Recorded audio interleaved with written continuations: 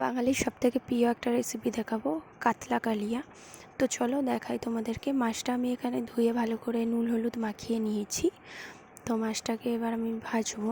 এখানে আমি আদা রসুন টমেটো পেঁয়াজ সব একসাথে পেস্ট করে নেবো। এখানে আমি তেজপাতা শুকনো লঙ্কা দারচিনি আর এলাচ দিয়ে নিয়েছি।